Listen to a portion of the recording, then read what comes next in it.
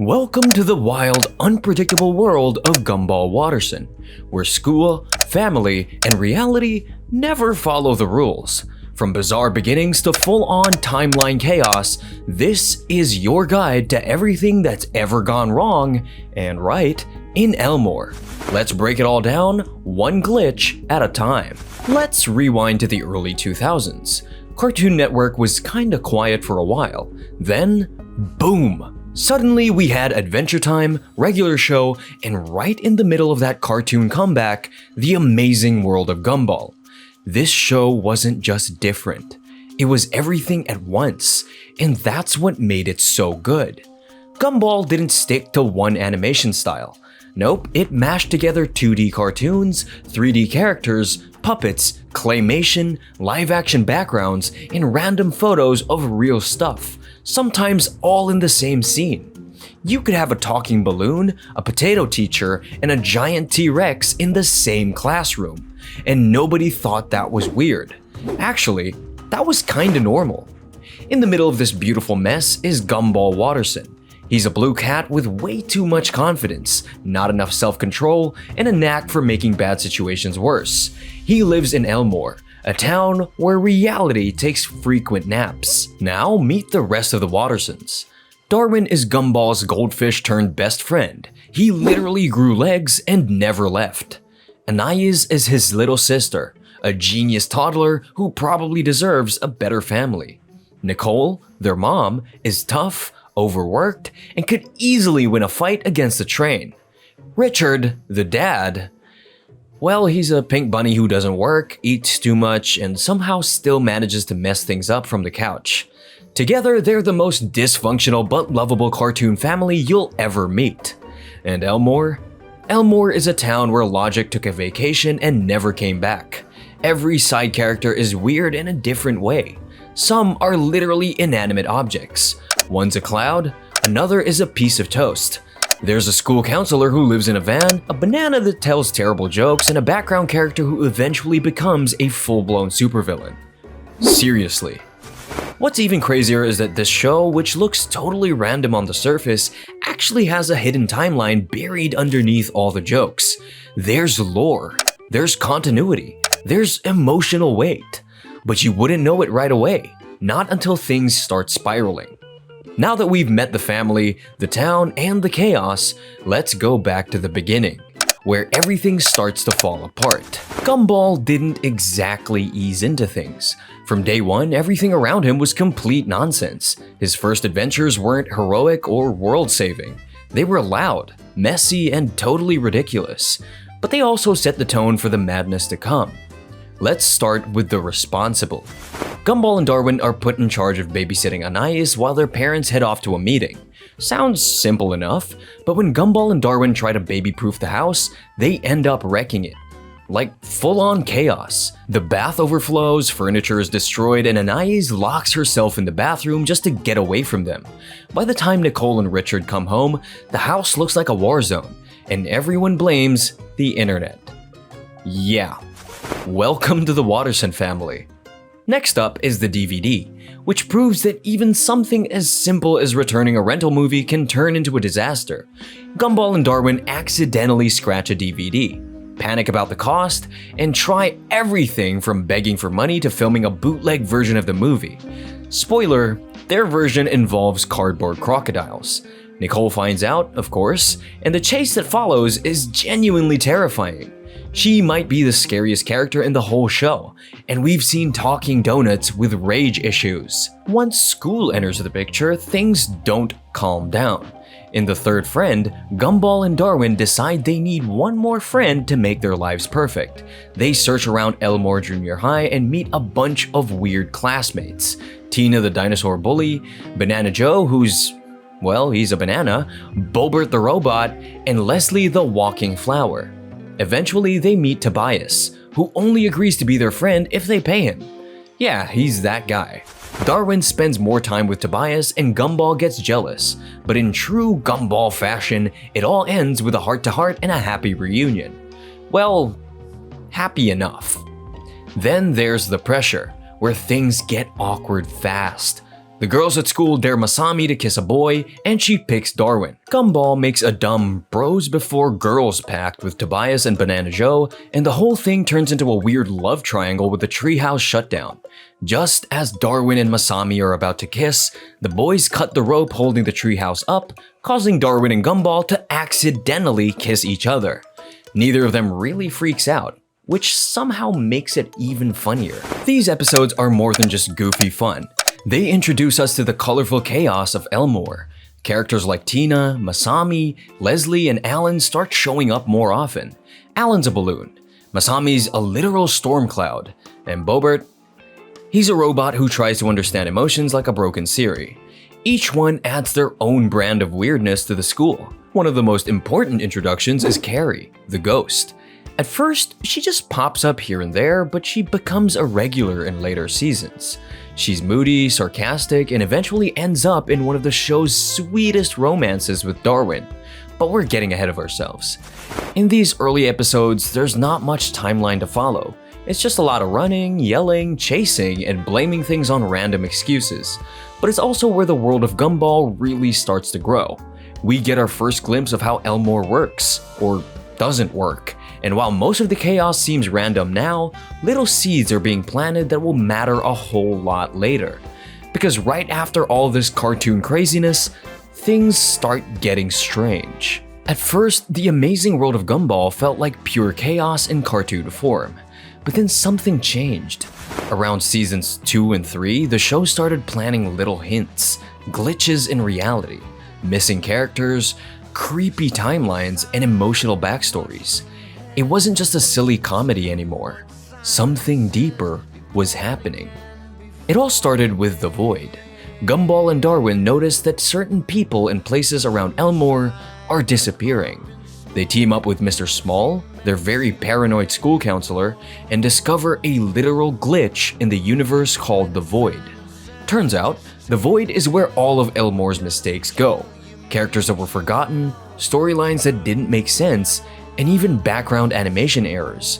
One of their old friends, Molly, a dinosaur girl, has been erased and is now trapped there. When Gumball and Darwin try to save her, their memories are wiped clean. It's weird, it's creepy, and it confirms what fans had been wondering. This world isn't as stable as it looks. Then we get the finale. And no, it's not the final episode. It just feels like it. The Wattersons realize their past mistakes are finally catching up with them. Unpaid bills, unfinished schoolwork, random chaos. Instead of fixing things, they make it worse. Eventually, they break the world so badly that reality resets itself. Everything snaps back to normal like it never happened.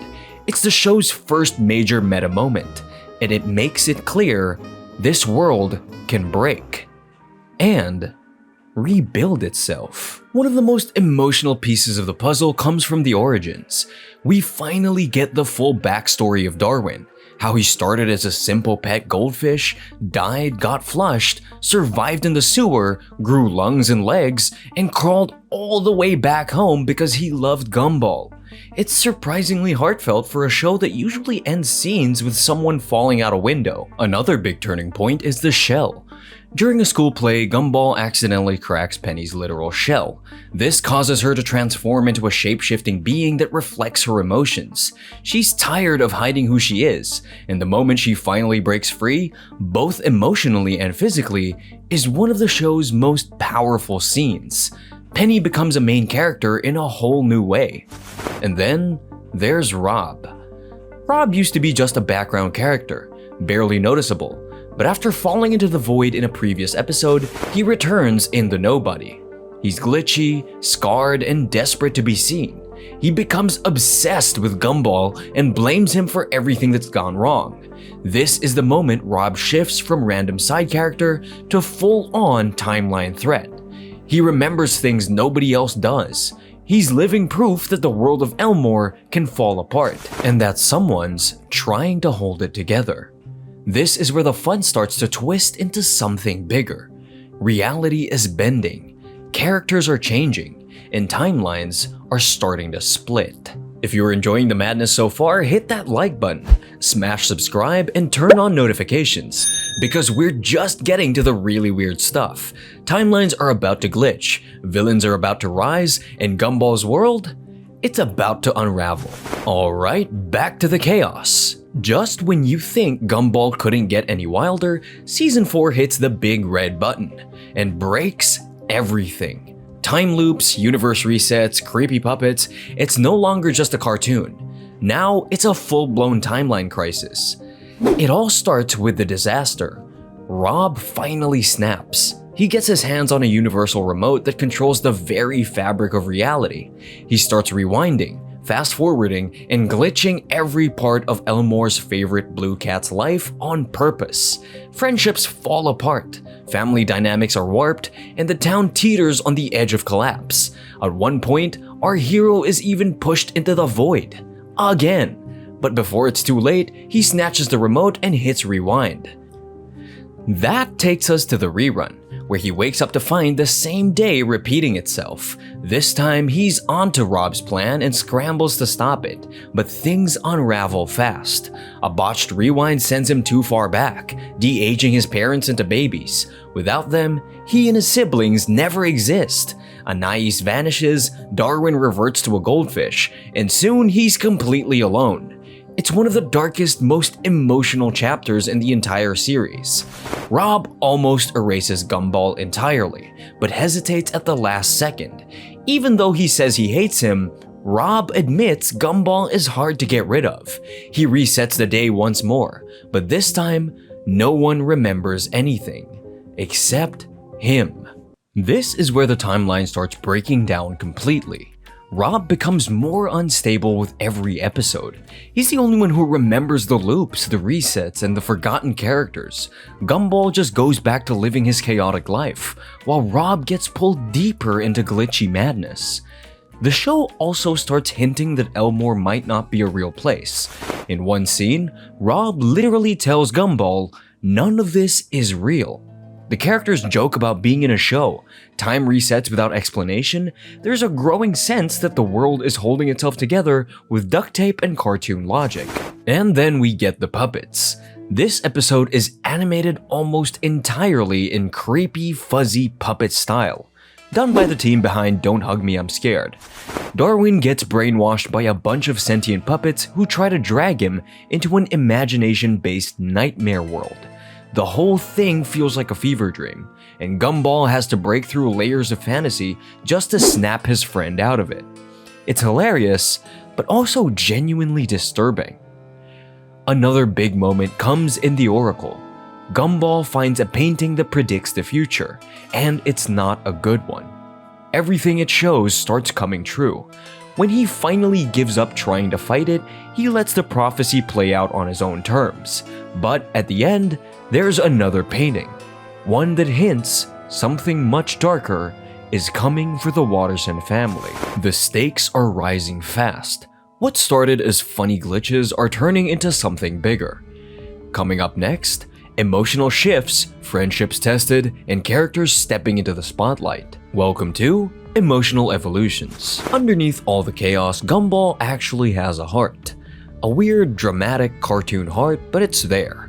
Around seasons 5 and 6, the show starts focusing more on emotions, relationships, and surprisingly, sweet moments. The jokes are still flying, but now there's actual character growth happening too.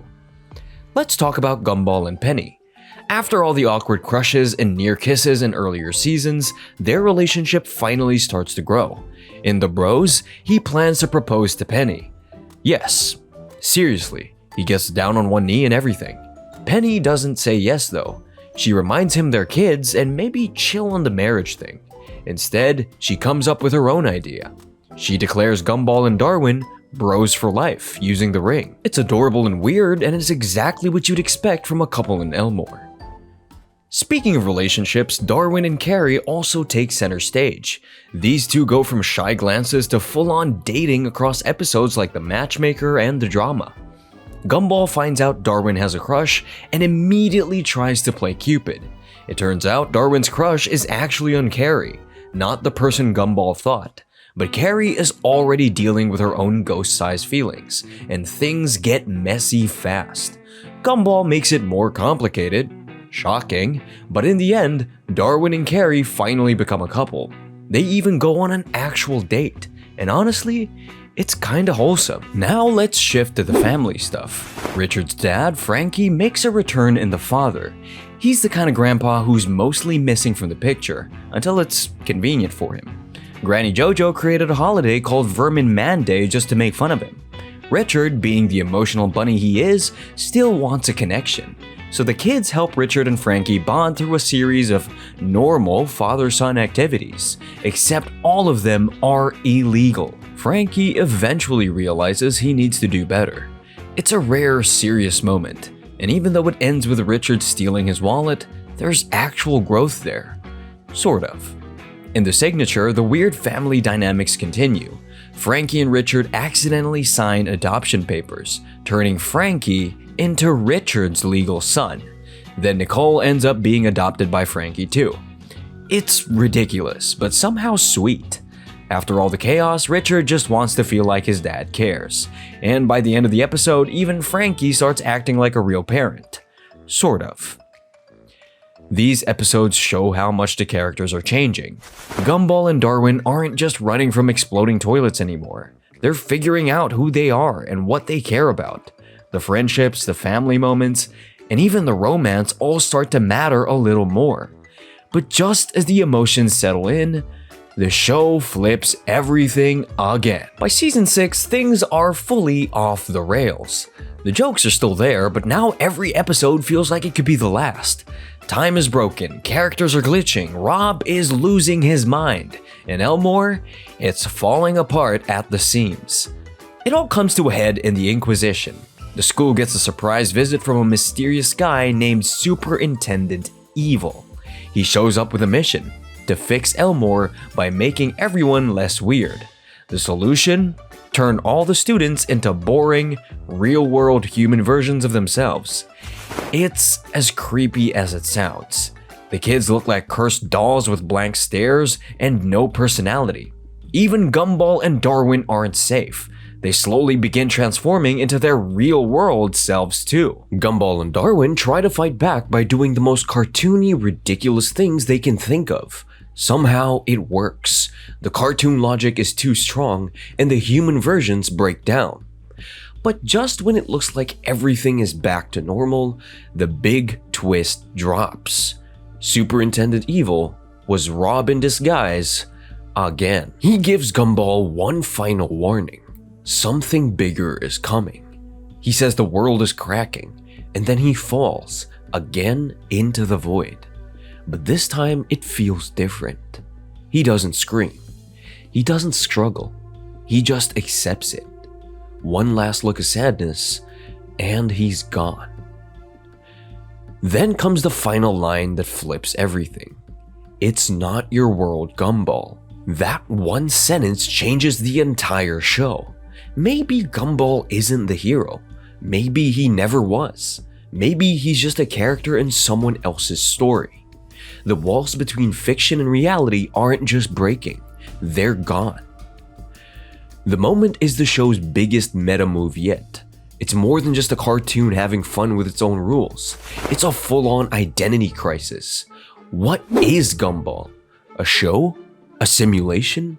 A glitch? Everything's up in the air, and there's no resolution, just questions, and one giant crack in the ground. The final scene leaves everything hanging.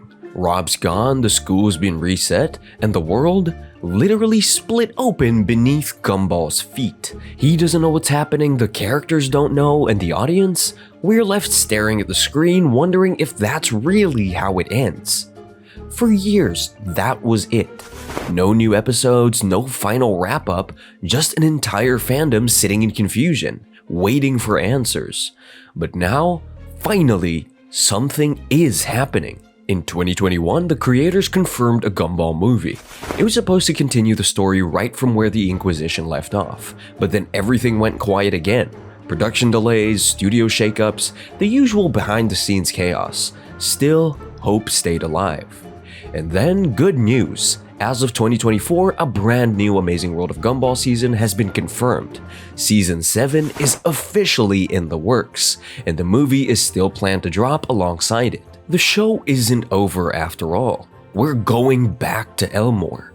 What does this mean for the story? Maybe we'll finally see what happened to Rob. Maybe we'll find out if Elmore is a simulation. Maybe Gumball will break through the fourth wall completely. Or maybe it'll all reset again, like nothing ever happened. That's the kind of magic of Gumball. You never really know what's coming next. Some fans think we'll get a reboot, others expect a continuation. There are even theories that Gumball himself will learn the truth about his own world and become something else entirely. A hero, a glitch, or just a very self-aware cartoon cat. What's clear is that this story isn't finished. The cracks in Elmore are still spreading, and Gumball's weird, wonderful world has a little more chaos left in it. And that's the complete Gumball timeline. Every glitch, ghost, and universal reset packed into one wild ride. What do you think Elmore really is? Simulation, dream, or something else entirely? Let us know in the comments, and don't forget to like, subscribe, and hit the bell for more timeline deep dives.